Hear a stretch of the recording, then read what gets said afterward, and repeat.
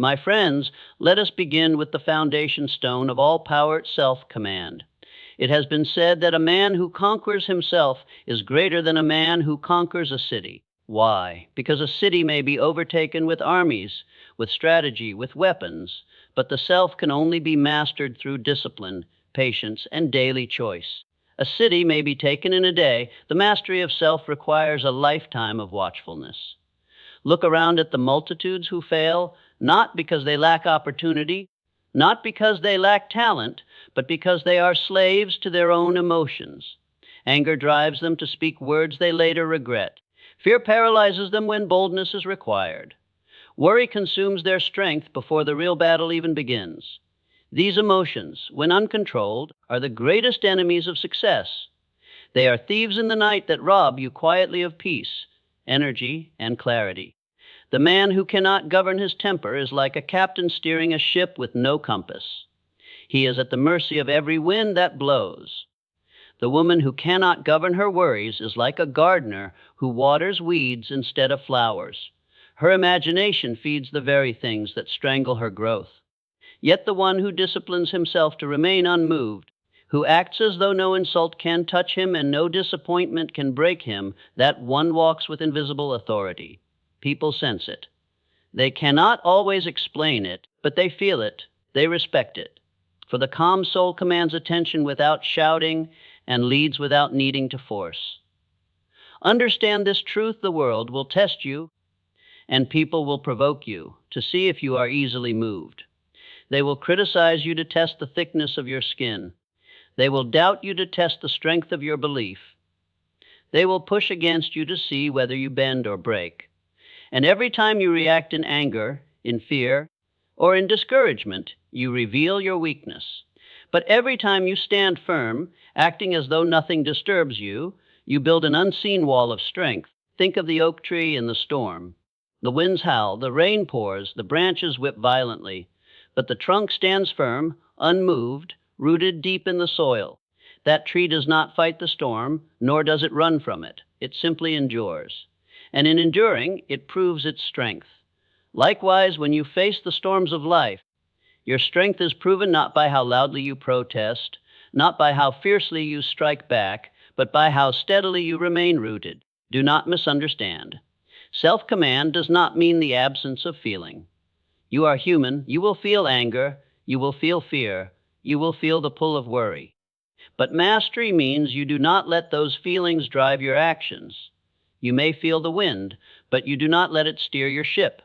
You may hear the thunder, but you do not abandon your path. To act as if nothing bothers you is to decide that feelings are temporary visitors, not permanent rulers. Consider the great leaders of history, the inventors, the builders, the pioneers. They were mocked, doubted, opposed. Yet they walked on as though criticism were but the buzzing of flies. If they had stopped to swat at every distraction, they would have never reached their destination. Their secret was self-command, the calm decision to remain focused on their goal, unmoved by the storms around them.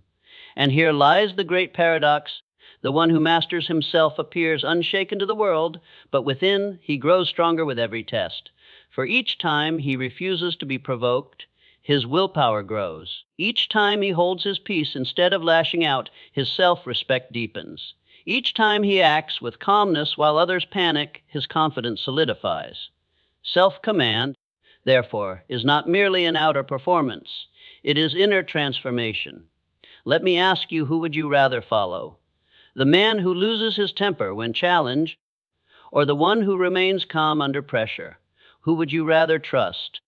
The one who panics at the first sign of trouble, or the one who steadies the ship in the storm? The answer is obvious. Influence belongs not to the loud, but to the composed. Power belongs not to the one who rages, but to the one who rules himself. So I say to you, begin today to practice self-command. Do not wait for a grand test to appear. Practice in the small things. When someone cuts you off in traffic, act as if it does not disturb you. When someone insults you, smile inwardly and hold your tongue. When fear whispers that you may fail, stand tall and walk forward as though failure were impossible. Each small act of self-command strengthens you for the larger battles of life. And when the day comes that you face your greatest test, you will find yourself prepared. You will discover a calmness within that others cannot shake, a strength they cannot touch, a mastery they cannot explain. You will act as though nothing bothers you, not because you are pretending, but because you have truly learned the art of self-command. And that, my friends, is the first key to greatness. There is a law, subtle yet unbreakable, that governs the mind. The outer expression of a man influences his inner condition. What you choose to show the world in posture, in tone, in manner, becomes the very suggestion that your own subconscious mind accepts as truth. You cannot continuously act strong without eventually feeling strong. You cannot carry yourself with confidence without planting confidence deep within. Outward display is the training ground of inward belief.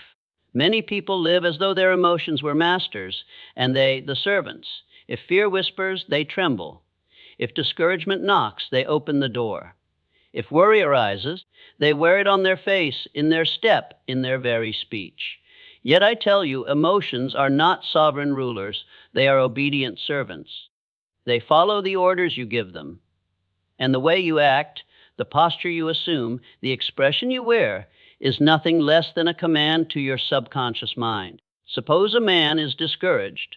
If he slumps his shoulders, drags his feet, and sighs with every breath, he is instructing his inner world to sink further into defeat. His body is a messenger carrying words of failure to his spirit.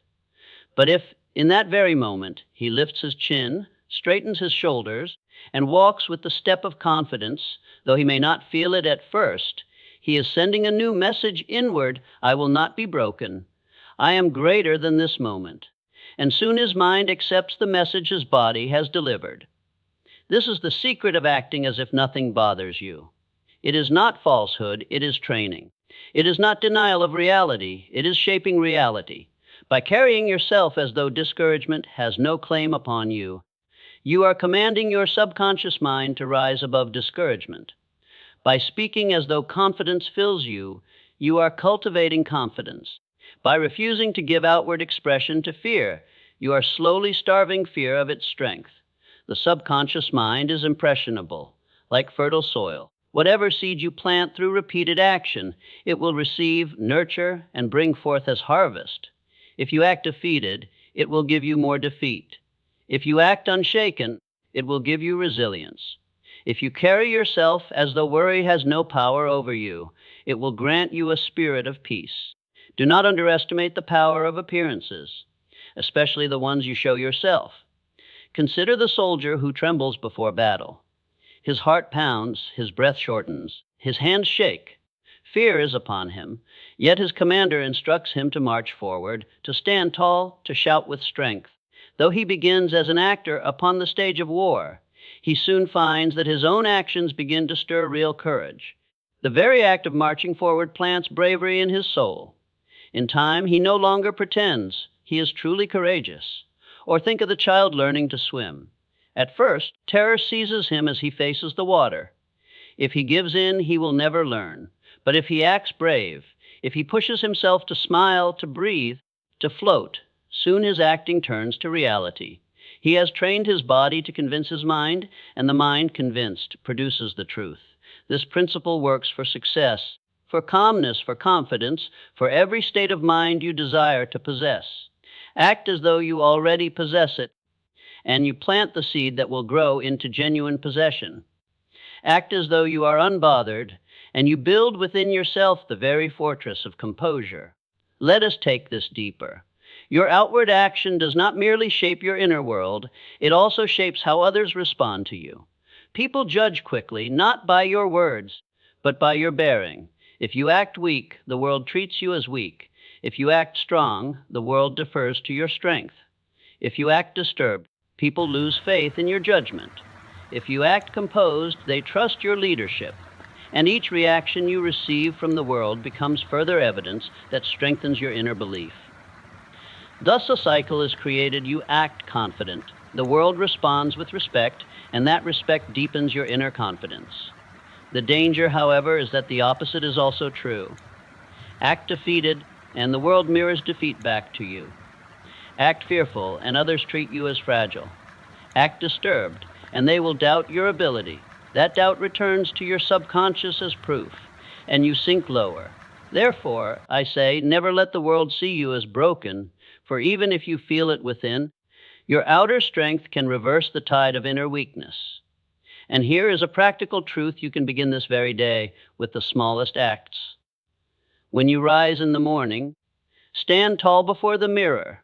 Look at yourself not with the eyes of failure, but as though you are a conqueror.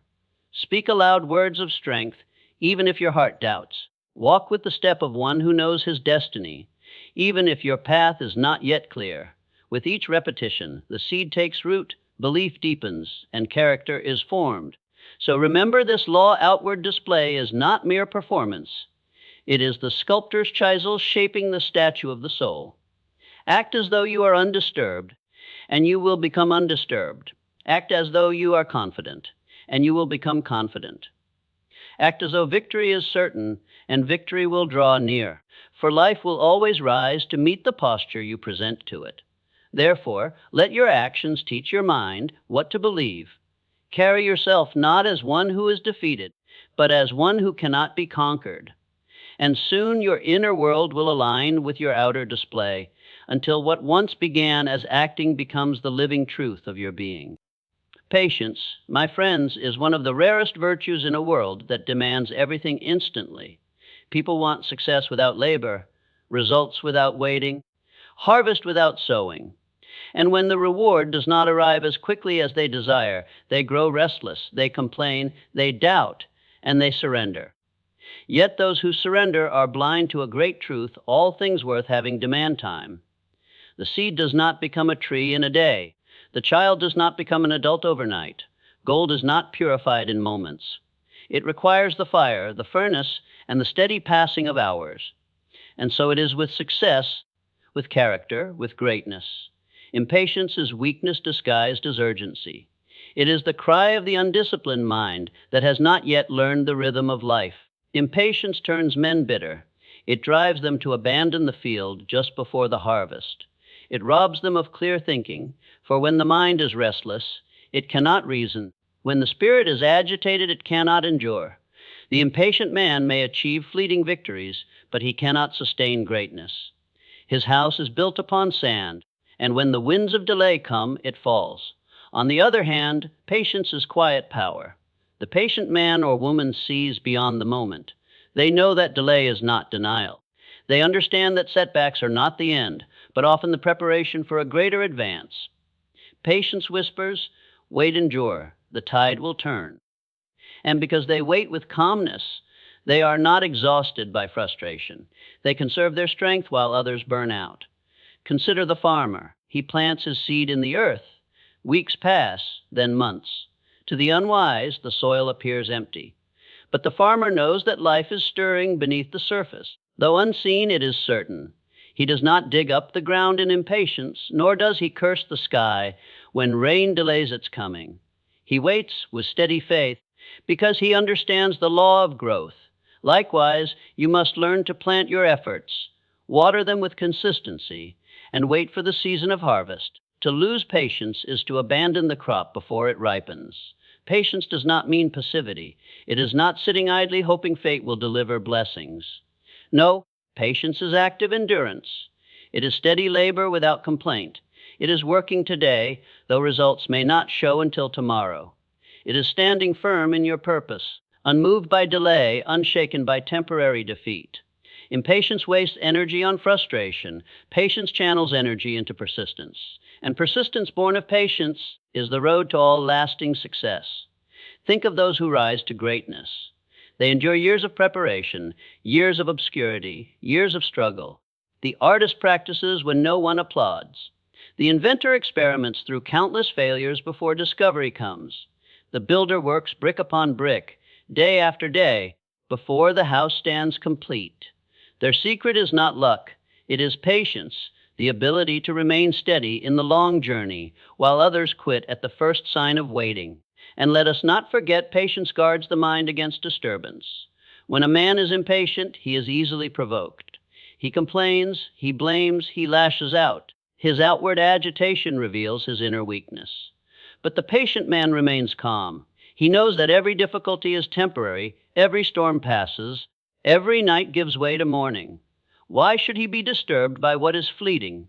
His calmness confuses his enemies, inspires his friends, and strengthens his own heart. Imagine two men facing the same delay, and one grows restless, bitter, and loud. His energy drains, his judgment falters, his vision clouds.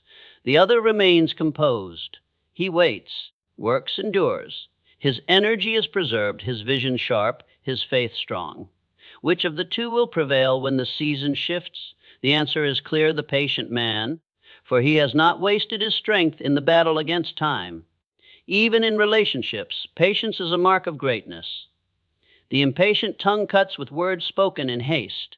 The impatient temper destroys trust with outbursts that cannot be recalled.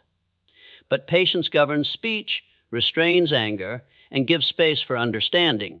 He who practices patience in speech wins allies. He who practices patience in judgment wins wisdom. And he who practices patience in adversity wins mastery over himself. Therefore, I urge you, learn to wait without agitation. Learn to endure without complaint. Learn to act as though delay cannot disturb you. For each trial of patience is an opportunity to build strength, to deepen character, to prove endurance. Do not curse the waiting season. It is shaping you for the day when opportunity arrives. And when it does arrive, you will not be wary, but ready. So let your patience be a shield against discouragement and a weapon against fear. While others surrender in frustration, you will endure. While others waste their energy, you will conserve yours. While others abandon the field, you will remain until the harvest comes. And when it does, the rewards will not be ordinary, but extraordinary, for greatness is reserved for those who endure without being disturbed. Patience, my friends, is not weakness. It is quiet strength clothed in calmness. It is the proof of mastery over self. It is the secret that allows you to act as if nothing bothers you, even when delays press against you. For he who has patience rules time itself, and time will always serve the one who endures. There is no instrument more powerful, no tool more dangerous, no gift more decisive in shaping destiny than the tongue. With words, kingdoms have risen, and with words, kingdoms have fallen. Words have healed the brokenhearted, and words have driven men to despair. Words have ignited revolutions, and words have crushed dreams before they were born. The tongue, though small, wields power far greater than the sword. And yet, the majority of men and women treat their words as though they were of little consequence, spilling them recklessly, wasting them carelessly, using them as weapons without thought of the wounds they leave behind. To act as if nothing bothers you requires mastery of speech, for nothing reveals the state of the soul more quickly than the tongue. A man may walk with an appearance of calm, but let him speak hastily, bitterly, or in anger, and his inner weakness is laid bare. The world does not need to see his trembling hands. His words betray him. The woman who lashes out when provoked, though she may desire to appear strong, has shown her torment. Her words have lifted the veil from her soul. On the other hand, the one who governs his speech demonstrates command of himself. He who refuses to speak in anger, though provoked, shows strength beyond the physical. He who holds his tongue when tempted to argue, to gossip, to complain, reveals a character rooted deeply in discipline. His calm silence disarms his critics. His measured words carry more weight than 1,000 reckless sentences. Consider this truth: silence, when wisely kept, is often more eloquent than speech. The man who responds to insult with silence confuses his enemies, while the one who argues endlessly only exhausts himself. The woman who speaks little, but chooses her words with precision, commands attention when she does speak. Her words are valued because they are rare and thoughtful. People listen not because she is loud, but because she is disciplined. Reckless words, on the other hand, are like sparks thrown carelessly into dry grass. They may seem small in the moment, but they ignite fires that burn long after the speaker has forgotten them. Many lives have been ruined by a sentence spoken in haste. Friendships have been destroyed, trust has been shattered, opportunities have been lost, not because of grand failures, but because of words unleashed without control. The wise man asks himself before speaking, will these words build or destroy? Will they lift or cast down? Will they create harmony or invite discord? And if the answer does not serve his higher purpose, he holds his tongue. For he knows that every word is a seed, and every seed brings forth fruit after its kind. Speak faith, and you will harvest faith. Speak fear, and you will reap fear. Speak resentment, and resentment will return to you multiplied. Speak calmness, and calmness will surround you. To act as if nothing bothers you, then is not merely a matter of posture and outward composure, it is also a matter of speech. When someone insults you, refuse the temptation to respond in kind. When critics surround you, let your silence speak louder than their noise. When fear whispers in your own heart, speak words of courage aloud. Say, I will endure, I will rise, I cannot be shaken. And though your heart may tremble at first, your tongue will train your spirit to stand. Remember this, a sharp tongue is evidence of a weak mind. Anyone can lash out when angered. It requires no strength, no wisdom, no discipline. But it takes mastery to remain calm, to speak little, to choose words of purpose when emotions run high. The weak shout to be heard, the strong whisper, and the world leans closer. The weak curse in frustration, the strong bless even when wronged. The weak complain, the strong declare vision. Think of the leaders who changed history. They did not move men with idle chatter or reckless insults. They moved men with words forged in conviction, spoken with authority, delivered with restraint. They understood that words, once spoken, cannot be recalled, and therefore each must be measured carefully. Their greatness was not in how much they said, but in the weight of what they said. Therefore, I urge you to practice daily the art of governing your tongue. Begin in small ways. Refuse to complain when tempted. Pause before responding to insult. Choose silence when you are unsure. Let your words be few, but let them be strong, uplifting, decisive. Speak less, listen more, and when you do speak, let your words carry the authority of calmness and the conviction of truth. He who rules his tongue rules his destiny. For the undisciplined speaker builds a prison with his words, while the disciplined speaker opens doors. Control of speech is the mark of self-command, and self-command is the foundation of all greatness. So act as if nothing bothers you, not only in your posture, not only in your face, but in your speech. Let no bitterness escape your lips. Let no fear pass through your tongue. Let no complaint weaken your voice. Instead, let your words reveal mastery. Let them be few. Let them be strong. Let them be calm. And in time, your speech will not only prove your composure to the world, but also shape within you the unshakable character that cannot be disturbed. There is a law of the mind, unchanging and absolute. What you focus upon expands. The man whose gaze is fixed upon difficulties finds difficulties growing larger before his eyes. The woman who dwells on insults discovers them multiplying in her imagination until they become mountains too heavy to climb. But the individual whose vision is set on a great and worthy goal finds that lesser troubles shrink in proportion to the grandeur of his aim. Vision is the lens through which we see life, and he who lifts his eyes high enough will never be distracted by pebbles upon the path. Vision is not a luxury, it is a necessity. Without it, men stumble through life at the mercy of every irritation, every critic, every obstacle. With it, they become like the traveler who knows his destination. Does he notice the roughness of the road? Perhaps, but he does not stop to curse it. Does he encounter delays? Yes, but he presses forward. Why? Because his eyes are fixed not on the inconvenience, but on the destination. He endures the present because he is consumed with the future. This, my friends, is why you must cultivate vision if you would act as if nothing bothers you. For when your heart is seized by a mission greater than yourself, distractions lose their power. What does it matter if others mock you when you are too busy building a dream? What does it matter if circumstances resist you when your eyes are fixed on a goal so magnificent that delay cannot destroy it? Consider the mountain climber. As he ascends, he may stumble on loose rocks, face biting winds, or endure freezing cold. But does he stop to argue with the stones? Does he descend in defeat because the air is thin?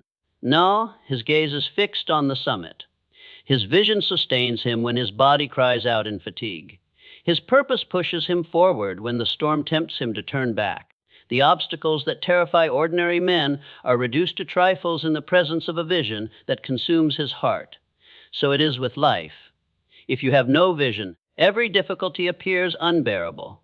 The criticism of one man wounds you deeply. The inconvenience of a delay unsettles you. A single insult ruins your peace. But if you are seized by a vision that burns like fire within you, such things cannot move you. You may notice them, but they do not stop you. They are dust upon your path, nothing more. And let us go further. Vision does not only silence annoyance, it transforms it.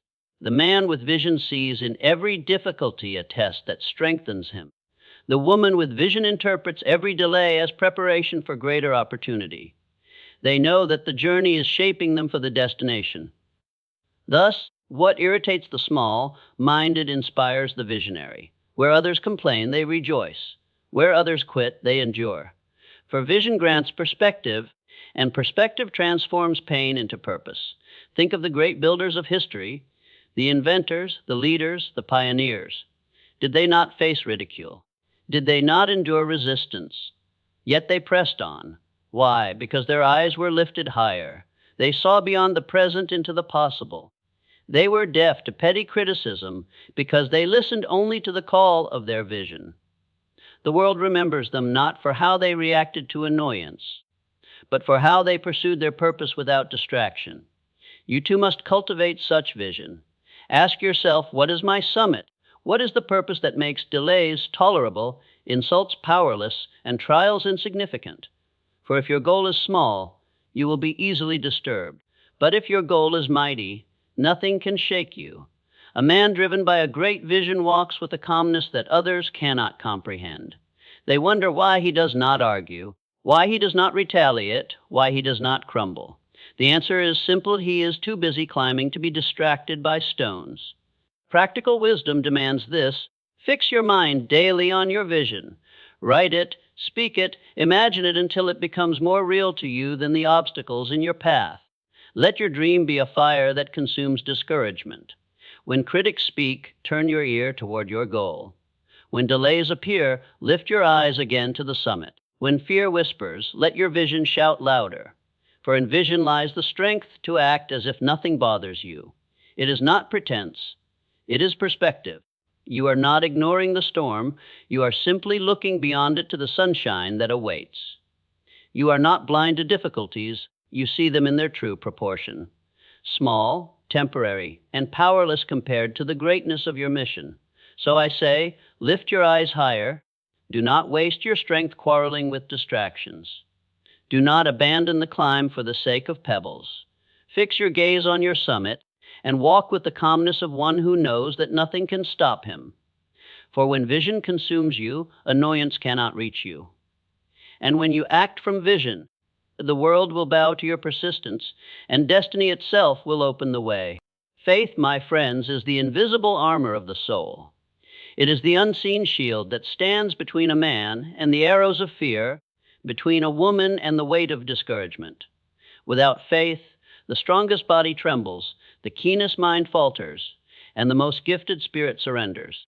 But with faith, even a quiet, steady faith, the weak become strong, the timid become bold, and the weary rise again with renewed strength. Faith is the foundation of composure.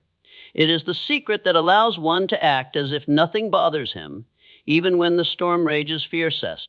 Fear and faith cannot dwell in the same house.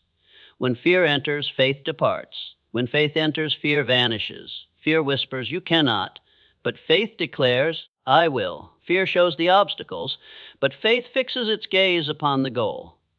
Fear drains strength before the battle is fought, but faith provides strength greater than the battle requires. To act calm in the face of trials, you must learn to clothe yourself with faith, for it is the garment that resists discouragement and the shield that turns aside doubt. Some believe faith is blind optimism, a denial of reality. It is not. Faith does not close its eyes to the storm. It looks at the storm and says, "You shall not prevail." Faith does not ignore difficulties. It acknowledges them but proclaims, "They cannot stop me." Faith is not wishful thinking. It is the calm assurance that every effort has its reward, that the law of cause and effect will not betray the one who persists, and that no obstacle is greater than the spirit that believes. Consider the builder who lays brick upon brick, day after day, though the house is not yet complete. What sustains him when progress seems slow? Faith, the belief that the unseen structure will one day rise before his eyes. Or think of the inventor who fails 1,000 times. What carries him to the 1,000th and first attempt? Faith, the conviction that success is already his if he refuses to quit. Without such faith, they would have surrendered long before the victory was in sight. And what of you? If you would act as though nothing disturbs you, you must cultivate faith daily. For discouragement will come clothed in delay. Fear will arrive cloaked in uncertainty. Doubt will whisper, "You are not strong enough." But when faith is alive within you, their voices cannot touch you. Faith whispers louder, "This too shall pass." Keep walking. The harvest is certain. The victory is assured. Faith is not only a shield against fear, it is a magnet for opportunity. People are drawn to the one who believes, just as they are repelled by the one who doubts.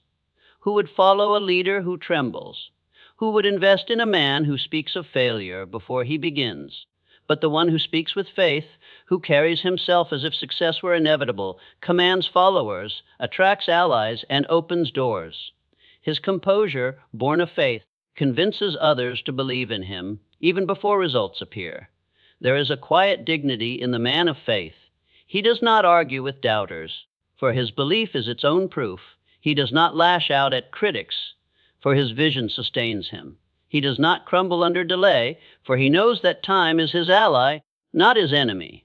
His calmness confuses the fearful and inspires the faithful.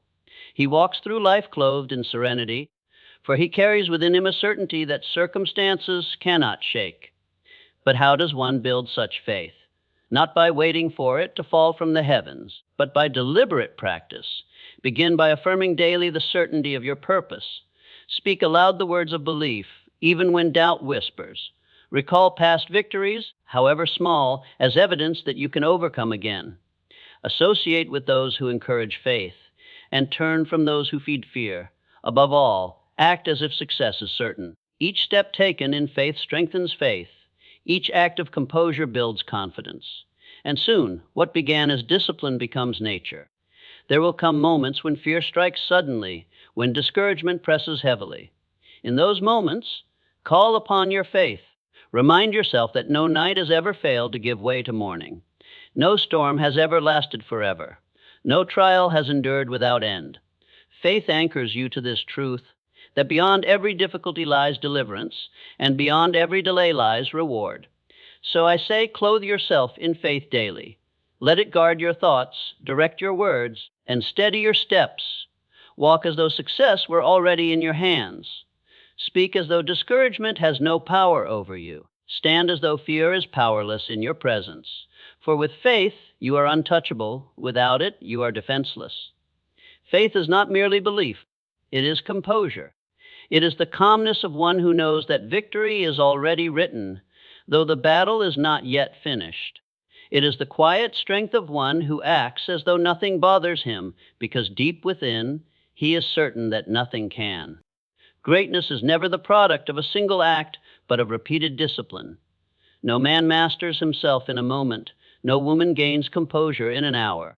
Just as the athlete trains daily until strength becomes instinct, just as the musician practices until his fingers move without thought, so must you practice the art of calmness until it becomes the natural expression of your character.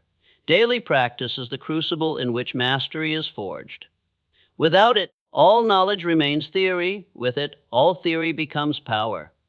Many people fail, not because they lack ability, but because they lack discipline. They wish to be calm in crisis, but they never train themselves in smaller trials. They desire to be unshaken in great storms, but they collapse at the first drop of rain. They want composure in the face of disaster, but they lose control over trifles. They forget that mastery over self is not built in grand moments, but in the quiet repetitions of everyday life.